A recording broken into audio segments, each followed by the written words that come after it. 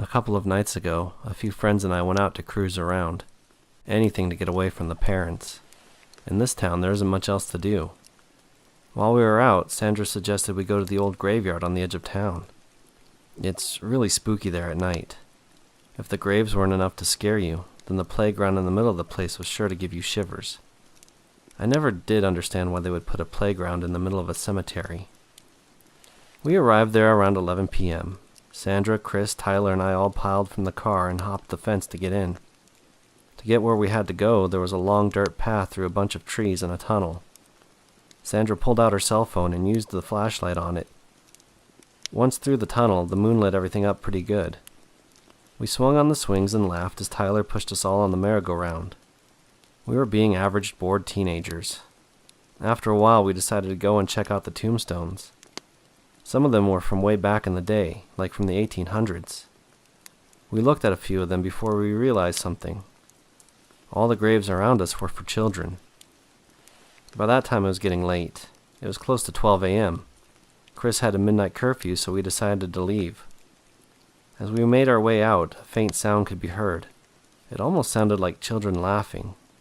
Just before we made it to the tunnel, Tyler noticed some of the swings were moving on their own. There was no wind blowing at the time, so that wouldn't explain it. Then the seesaw went up and down. Finally, the merry-go-round began to spin on its own. That was enough for us. Sandra turned her flashlight back on and we ran out of there. The light began to flicker on and off, then turned off completely. None of us dared to stop and figure out why. Sounds of laughter increased. All through the tunnel I could feel hands tap me, as if someone was playing tag. At one point on the dirt path, I could have sworn I saw a couple of other people running with us. I know they weren't part of our group. They were too short to be one of my 3 friends.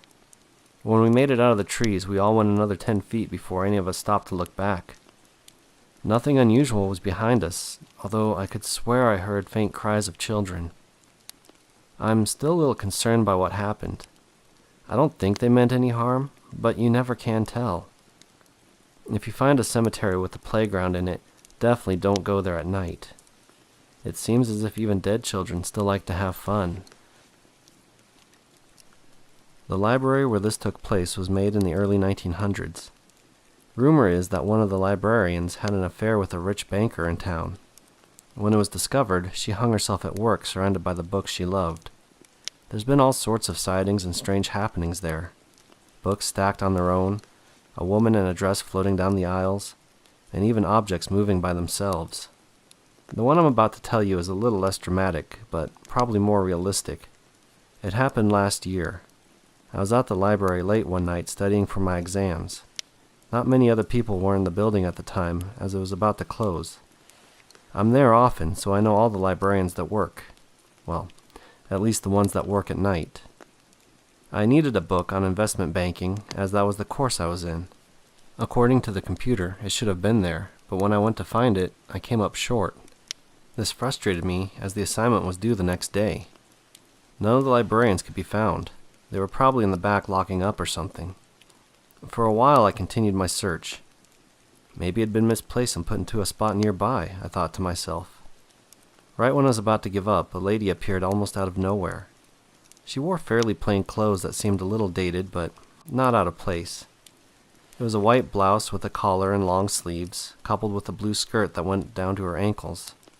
Her blonde hair was curled and worn up.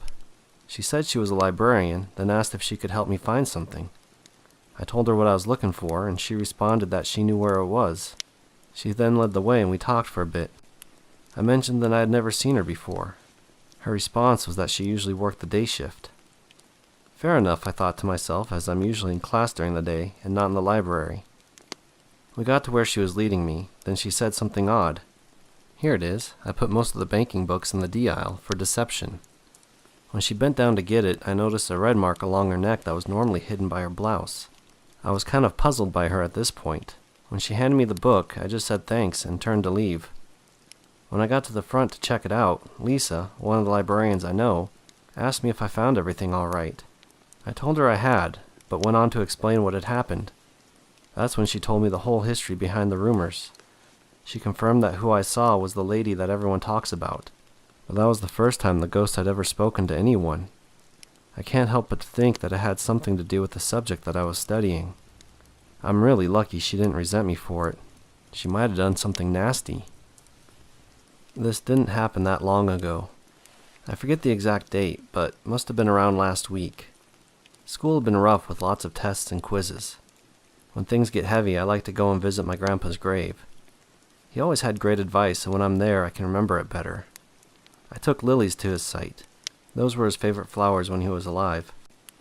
As I approached, I noticed there was a new headstone not too far from him. Monthly visits are kind of my thing, so that must have been put there recently.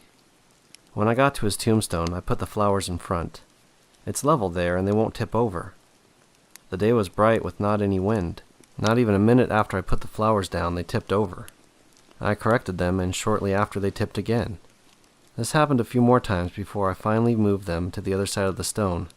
I sat there and talked to myself, reminisced about all the things that Grandpa used to say and do to make me feel better. Even though there was no one else around, I couldn't shake the feeling that someone was watching me.